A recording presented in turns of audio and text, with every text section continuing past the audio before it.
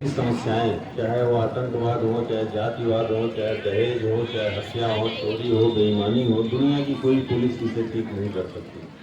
मैं बार बार कहता हूं कि हिंदुस्तान की पुलिस बहुत योग्य है, हमें उस पर विश्वास है, लेकिन हमसे ज़्यादा अच्छी तकनीकी, अच्छी सुविधाओं के साथ ब्रिटेन और अमेरिका की पुलिस है, लेकिन वहाँ अपराध का दर हमसे जरा भी कम नहीं है, हमसे कई गुना ज़्यादा है। हमारे यहाँ से ज़्यादा हत्याएं होती हैं, बलात्कार होते हैं, तमाम कर्म होते हैं। क्यों? उसका कारण ये है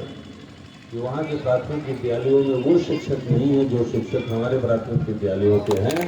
और हमारे प्राथमिक विद्यालयों के शिक्षक अपनी शिक्षा के माध्यम से और खेल कूद के माध्यम से इन बच्चों में जो ज्ञान के साथ साथ एक कैरेक्टर का जो कंपोनेंट डालते हैं, वो आजीवन उन्हें एक शानदार नागरिक, एक अच्छा नागरिक और अच्छा युवा बनाए रखने में मदद करता है। बच्चों से कुछ कहने की बात नहीं है, लेकिन साथियों जो शिक्षक मेरी बात सुन रहे हैं, मैं बार बार आपसे कहता हूँ, इस बात को आप अपने मन की गहराइयों में बांध लीजिए, उसको उतार लीजिए कि किसी भी समस्या की जड़ हमारी प्राथमिक विद्यालय की शिक्षा से शुरुआत होती है, और जितनी मजबूत हमारी प्राथमिक विद्यालय की शिक्षा होगी, उतनी ही मजबूत हमारा समाज होगा, उतना ही मजबूत हमारा देश होगा।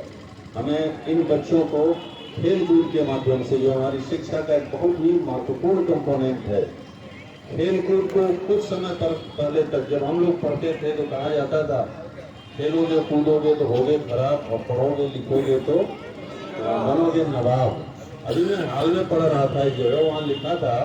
कि पढ़ोगे लिखोगे तो होगे नवाब, और खेलोगे कूदोगे तो होगे उसके भी बाप। लेकिन मैं ये तो संभवतः किसी ने हास्य के लिए लिखा था, लेकिन मैं आपसे विश्वास दिलाने के लिए बात करता हूँ। कई बार, और इसलिए कह रहा हूँ, कई बार मैं महसूस करता हूँ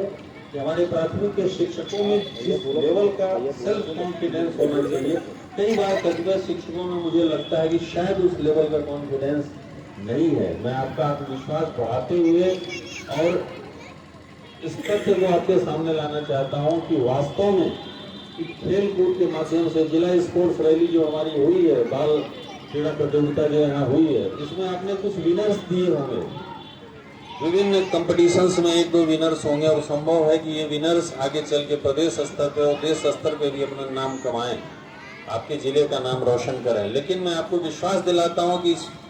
क्रीड़ांगन में जो पिछले 2 दिनों से कई सौ बच्चों ने प्रतिभाग किया विभिन्न खेलों में, वो कई सौ इस देश के शानदार नागरिक बनेंगे आने वाले दिनों में, और तमाम तरीके की सामाजिक समस्याओं के सामने सशक्त सिपाही बनेंगे। इसलिए